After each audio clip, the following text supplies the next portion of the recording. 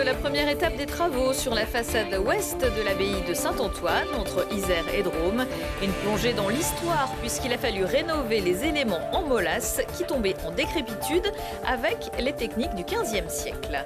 Autre rénovation, celui du Forum, le siège de la métropole de Grenoble, qui veut montrer l'exemple en matière de revalorisation des matériaux, des interrupteurs, des robinets ou encore des extincteurs et des suspensions qui seront réemployés.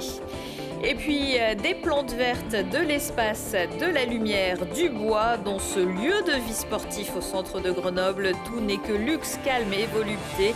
Pour les cours collectifs, les gros biscottos et la Zumba, il faudra aller voir ailleurs. Bonsoir à tous, bienvenue dans ce JT du mercredi 3 mai 2023. Du lundi au vendredi à partir de 18h, l'essentiel de l'actualité du Grand Grenoble. Loin de Notre-Dame de Paris ou de la cathédrale de Strasbourg, c'est l'autre chantier majeur de restauration d'un édifice religieux, la façade ouest de Saint-Antoine-l'Abbaye, qui participe à son classement au titre des plus beaux villages de France. Mais ici, ce n'est pas le feu, mais les ravages du temps, de l'âge et des intempéries, qui ont causé des dégâts importants à la façade médiévale. Mirko Pesci. Coup de cloche pour l'église abbatiale de Saint-Antoine-l'Abbaye qui amorce sa rénovation. Depuis plusieurs années, la commune s'inquiète de voir disparaître le décor sculpté de la façade. La pierre utilisée est la molasse et elle s'érode facilement au contact de l'eau.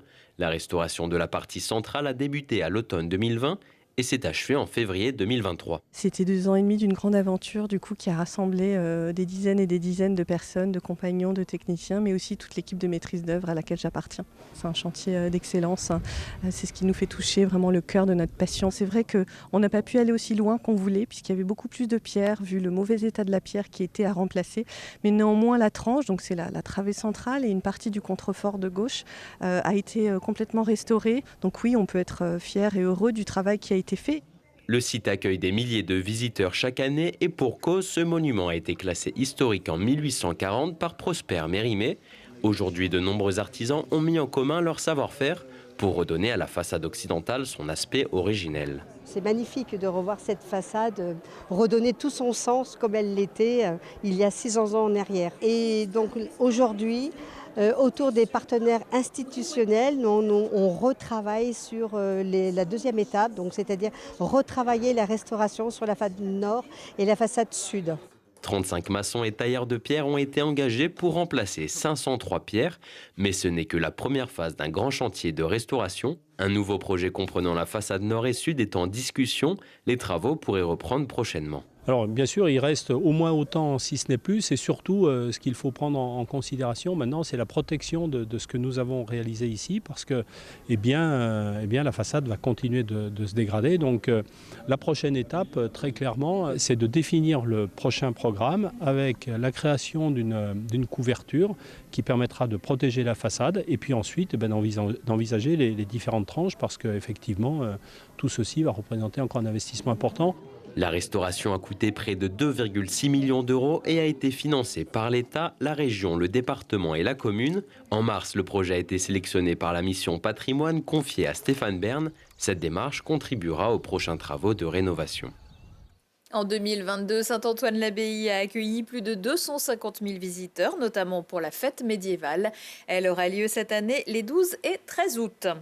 D'un chantier à l'autre, c'est un édifice moins chargé d'histoire, encore que l'on a en tête aussi quelques conseils épiques qui se transforment, lui, presque sous nos yeux à Grenoble, celui du siège de la métropole. Devenu une véritable passoire thermique, le bâtiment des années 70, qui n'était plus aux normes de sécurité, est en train d'être réhabilité. Mais pas question de gaspiller des matériaux qui peuvent être réutilisés. La métropole, qui a la compétence traitement et valorisation des déchets, veut donner l'exemple. Aujourd'hui, on arrive à 104 tonnes de matériaux qui vont avoir une seconde vie. Alors 104 tonnes, est-ce que c'est beaucoup, est-ce que ça l'est peu? Tout dépend sur quoi on se base. Dans une déconstruction générale de ce bâtiment, c'est probablement quelques pourcentages, peut-être 10%. Par contre, plus les matériaux coûtent cher, et c'est ce qui se passe actuellement, plus ça sera à peu près rentable, voire même, je pense à un moment donné, que ça sera lucratif, parce qu'on gagnera de l'argent en revendant les objets. Cette suspension qui était donc suspendue au plafond du bâtiment a été déposée.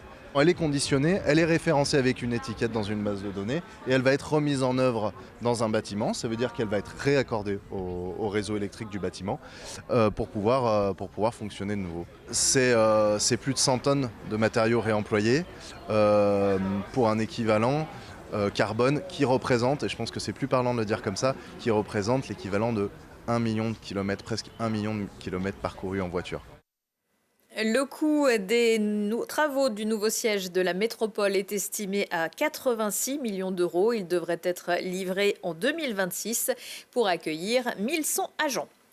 Dans la nuit du 7 au 8 août 2004, Chantal Cessillon était tuée de 4 balles de 357 Magnum à bout portant, une arme tenue par son mari, Marc Cessillon, ancien capitaine de l'équipe de rugby de Bourgoin-Jallieu et du 15 de France.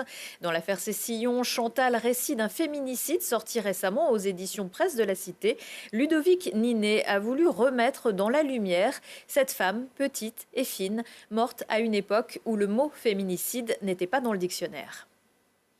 J'ai été journaliste et dans le monde du rugby et j'ai pris ce fait un peu de manière lointaine, je dirais. J'ai trouvé, je sais pas, c'est mon intuition peut-être qui m'a dit qu'il y avait quelque chose un peu de bizarre, pourquoi on avait si peu parlé de cette femme. Et puis en tirant le fil, en me documentant aussi sur les violences conjugales, les violences faites aux femmes, j'ai trouvé des similitudes avec ce qu'on appelle aujourd'hui les féminicides. Et puis, en fait, je me suis rendu sur la tombe de Chantal, comme je le voyais comme un lieu possible de ce livre. Et là, j'ai eu vraiment, comme si elle s'était incarnée, si vous voulez, un peu face à moi, alors que ça faisait déjà plusieurs mois que je travaillais le sujet. Et là, je me suis dit qu'il fallait vraiment que ça tourne autour d'elle. Et ensuite, ce qui a déclenché vraiment la possibilité de faire un livre sur elle, c'est que Céline, une des deux filles, a accepté de me parler d'elle, bien sûr, mais aussi de sa maman. En fait, je me suis rendu compte de l'omerta, du silence, disons. Je m'en suis rendu compte avant même, à distance, parce que beaucoup de gens refusaient de me parler, ne me répondaient tout simplement pas, ou acceptaient de parler en off, mais avec une parole extrêmement mesurée. C'est là, en fait, que j'ai perçu que c'était une histoire difficile à évoquer, voire douloureuse pour les gens que je contactais. Vous ne savez pas si Marc Cessillon a lu votre livre ? Aucune idée. Condamné en appel à 14 ans de prison après une plaidoirie restée célèbre de maître Éric Dupond-Moretti, Marc Cessillon n'en effectuera finalement que 8. Le garde des Sceaux, dont vous pouvez retrouver l'interview dans un documentaire diffusé en ce moment sur Télé Grenoble, qui se penche sur le traitement juridique de cette affaire avec des experts. À voir ce samedi à 14h30 et en replay sur télégrenoble.net. Pour se remettre de nos émotions, on file à la salle de sport. À Grenoble, un espace d'un nouveau genre a ouvert ses portes il y a peu. Dans la capitale verte européenne 2022, ses concepteurs ont voulu jouer à fond la carte de l'éco-responsabilité. C'est en tout cas ce qu'ils revendiquent, mais pas question de tourner dans une roue pour produire de l'électricité. Jade Lanier. Comme tous les jours, Sophie vient faire 2 heures de cardio et de renforcement musculaire dans cette salle de sport, pas comme les autres. Matériaux en bois, spa, espace bar et accompagnement personnalisé. Pour cette ancienne coach sportive, ce complexe éco-responsable est une très bonne alternative aux salles de sport classiques. J'ai eu le gros coup de cœur pour différentes raisons. La première déjà, la superficie de cette salle, le choix des appareils et leur conception. Je me suis dit qu'on ne retrouverait pas ici le même public qu'on peut retrouver dans d'autres salles où il y a des gros culturistes et tout. Là, c'est pas le concept. Un avis partagé par Jérémy, adhérent de la salle depuis plus d'1 mois. 3 fois par semaine, il combine séances de sport et moments détente au spa. Pour lui, le plus important, ce n'est pas la performance, mais l'ambiance du lieu. C'est l'esprit aussi, l'esprit de la salle. On n'est pas là pour faire la prise de masse excessive. C'est histoire de se maintenir et puis d'avoir une bonne condition physique. Ce complexe sportif propose aussi l'accès à un cabinet paramédical ou encore du baby sport. Un éveil musculaire pour les petits pour permettre aux parents de s'entraîner en parallèle. Et c'est cette multitude de services qui a poussé Alexia à s'inscrire dès l'ouverture de la salle. Le fait d'avoir un lieu polyvalent finalement, de pouvoir à la fois se poser pour travailler, boire un café, faire sa séance, toute la partie spa aussi. Je trouve que c'est important parce que ça permet que chacun trouve sa place en fait. Trouver sa place, se sentir accompagné, attendu et valorisé, c'est l'objectif de M-Coaching Sport et Spa. Ouvert depuis janvier dernier, ce lieu de vie sportif compte déjà 79 adhérents pour 400 places. Concernant l'abonnement, comptez 90 € par mois sans engagement. Le but de cette salle, déjà, c'était d'être vraiment une alternative aux salles de sport classiques qu'on connaît tous, en garantissant un accompagnement quotidien à chacun de nos adhérents. Il n'y a pas de cours collectif ici. Il y a aussi, bien sûr, l'espace bar, coworking, qui est réservé aux adhérents, qui peuvent utiliser à tout moment. Le côté spa, hammam, sauna, les babysitting prévus les mercredis après-midi pour les parents avec enfants. On est vraiment dans une démarche assez globale et pas centrée uniquement sur le sport, mais pour vraiment être dans le service à la personne pour qu'ils se sentent encore mieux que chez eux. Avec un investissement global d'1 million d'euros, cette salle de sport souhaite à long terme s'installer dans d'autres villes du département de l'Isère. Les jambes et la tête, quelques idées de sortie à présent classiques. Vous avez dit classique, ne vous y trompez pas, parce que le récital que propose Musée en musique jeudi soir à l'auditorium de Grenoble ne devrait pas engendrer la mélancolie. La soprano Marie Perbost, révélation lyrique des Victoires de la musique 2020, interprétera avec verve et entrain, humour, sensibilité et un brin de folie des airs, des chansons populaires des années 20. Elle sera accompagnée de Jean-Michel Daillez au piano. De la danse à la rampe des Chirolles avec le grand saut SOT par la compagnie Les Autres. C'est à la chorégraphe Marion Motin que l'on doit les passages dansés des clips et tournées de Christine and the Queens, Stromae et Angèle à leur début. Elle a même été danseuse de Madonna. De la danse parfaitement exécutée et aussi très drôle pour, je cite, questionner le rôle et les devoirs d'un chef. Si on parlait sur Télé Grenoble, c'est ce mercredi à 20h15 et jeudi à 12h15. On chante avec Mr. Matt, le finaliste de l'émission The Voice, nous raconte comment l'émission a changé son quotidien depuis 1 an et son petit frère Morgan, candidat surprise cette année.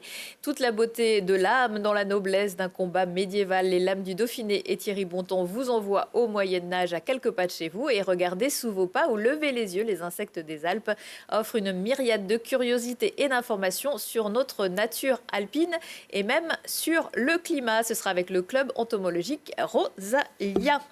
Retour de l'actu dans 1 heure et en replay sur télégrenoble.net. On se quitte en musique avec Fabulous Sheep, une soirée pyjama, les doigts dans la prise, à la Source de Fontaine jeudi soir pour ce groupe originaire de Béziers en première partie. Owoon, excellente soirée à tous.